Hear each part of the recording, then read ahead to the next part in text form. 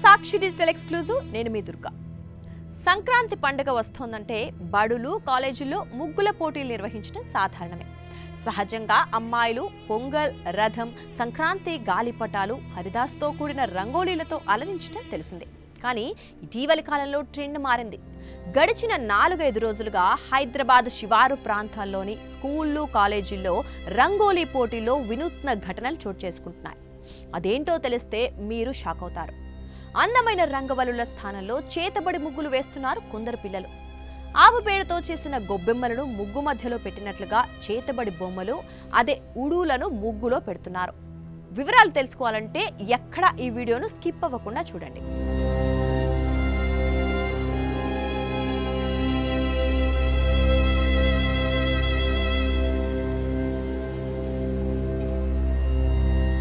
ఇటీవల హైదరాబాద్ శివార్లలోని ఘట్కేసర్ మండల పరిధిలో ఉన్న ఓ ప్రాథమిక పాఠశాలలో ముగ్గుల పోటీ జరిగింది. అంతకు ముందు రోజు ఓ కుర్రాడు ముగ్గుల పోటీకి పేరిచ్చాడు. టీచర్లు ఆశ్చర్యంతో అదేంట్రా, అమ్మాయిలు కదా ముగ్గులు వేసేది అని ప్రశ్నిస్తే నేను కూడా ముగ్గు వేస్తాను అంటూ సమాధానమిచ్చాడు. సరేనని అవకాశం ఇస్తే పోటీ రోజున సీరియస్గా ముగ్గు వేశాడు. జడ్జిమెంట్కు టీచర్ల బృందం ఒక్కో ముగ్గును పరిశీలిస్తూ ఆ కుర్రాడి ముగ్గు వద్దకు వచ్చి అవాక్కయ్యారు. కొందరైతే భయభ్రాంతులకు గురయ్యారు. కారణం ఏంటి అంటే అచ్చంగా క్షుద్ర పూజల్లో మాంత్రికుడు వేసినట్లుగా ఆ కుర్రాడు చేతబడి ముగ్గు వేశాడు.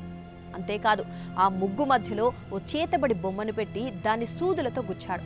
కంగారు పడ్డ టీచర్లు వెంటనే బకెట్ నీళ్లతో ఆ ముగ్గుని చెరిపివేయించారు. ఈ ఉదంతాన్ని మరవకముందే తాజాగా చిక్కడపల్లి వెంకటేశ్వర స్వామి ఆలయం సమీపంలో ఉండే ఓ కాలేజ్లో ఇలాంటి ఘటనే చోటు చేసుకుంది. జూనియర్ ఇంటర్ చదివే ఓ అమ్మాయి రంగోలీ పోటీలో ఇదే విధంగా చేతబడి ముగ్గు వేసి భయభ్రాంతులకు గురిచేసింది. ఇక వికారాబాద్ జిల్లాలోనూ ఇలాంటి ఘటనలు వెలుగులోకి వచ్చినట్లు అక్కడి టీచర్లు సాక్షి డిజిటల్కు తెలిపారు.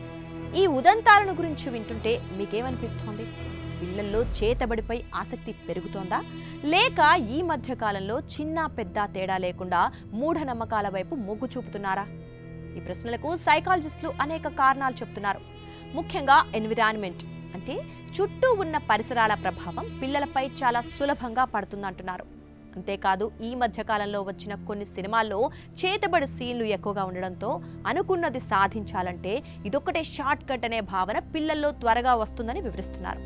అంతేకాదు సినిమాల్లో మంచి కంటే చెడు అనేది చాలా త్వరగా పిల్లల్లో నాటుకుపోతుందని హెచ్చరిస్తున్నారు.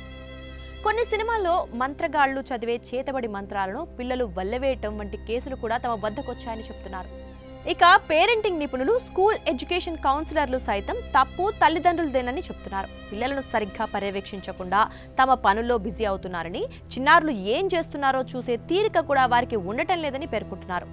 నిత్య మొబైల్ గేమ్స్ ఆడుతూ రీల్స్ చూడటంతో బిజీగా మారిపోతున్న చిన్నారులు క్రమంగా ప్రతికూల అంశాలు ఎక్కువగా ఉండే యాప్స్, మంత్ర సాధన సంబంధిత యాప్స్ వైపు మొగ్గు చూపుతున్నట్లు వివరిస్తున్నారు.